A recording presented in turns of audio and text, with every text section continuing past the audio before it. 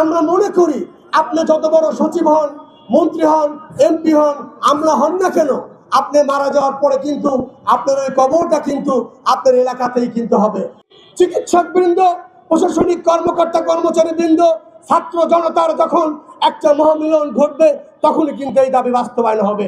আমি মনে করি যে সকল আমলারা আছেন, শীর্ষ পদে আছেন, তারা পাবনাবাসী হয়েও কেন যিনি পাবনার মানুষের পাশে দাঁড়াতে চায় না।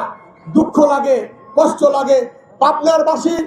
আমরা মনে করি আপনি যত বড় সচিব হন, মন্ত্রী হন, এমপি হন, আমলা হন না কেন, আপনি মারা যাওয়ার পরে কিন্তু আপনার ওই কবরটা কিন্তু আপনার এলাকাতেই কিন্তু হবে।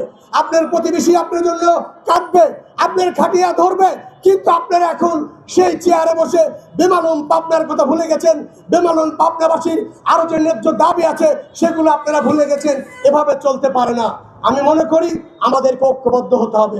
আজকের এই ক্ষুদ্র অনুষ্ঠান, আজকের এই ছোট্ট মানববন্ধন বার্তা দিচ্ছে আগামী দিনের এই প্রেস ক্লাবে এমন একটি প্রোগ্রাম হবে, সেই প্রোগ্রামের মাধ্যমে গোটা বাংলাদেশকে জানিয়ে দেওয়া হবে এই ওয়াইটাইপ সেতু না দিয়ে বর্তমান সরকার পারবে না, পারবে না, পারবে না।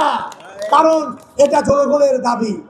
এই দেশে গণতান্ত্রিক উপায়ে দীর্ঘ 16 বছর পরে জনগণের ভোটের রায় নিয়ে আমাদের মহানায়ক, আমাদের প্রিয় নেতা, আমাদের জননেতা, আগামীর বাংলাদেশের যে সফল রাষ্ট্রনায়ক হতে যাচ্ছেন জনাব তারেক রহমান এখন রাষ্ট্র ক্ষমতায় আছেন। তাই আমি বিশ্বাস করি জনগণের দুর্ভোগের কথা চিন্তা করে উনি অবশ্যই অতি দ্রুত পাবনার এই ওয়াইটাইপ সেতু বাস্তবায়নের জন্য উনি নির্দেশ দেবেন।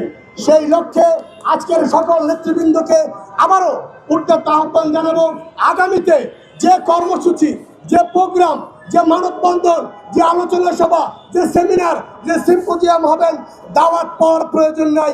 শুধু যদি জানেন ওয়াইটাইপ সেতুর দাবিতে যে কোনো জেলা, মানিকগঞ্জ হতে পারে, পাবনা হতে পারে, নাটোর হতে পারে, রাজশাহী হতে পারে, যেই প্রোগ্রাম আয়োজন করুক না কেন সেই দাবির সাথে একাত্মতা করে সাংবাদিক, বুদ্ধিজীবী, সকল পেশার মানুষকে এই রাজপথে নেমে আসার আহ্বান জানিয়ে বিদায় নিচ্ছি।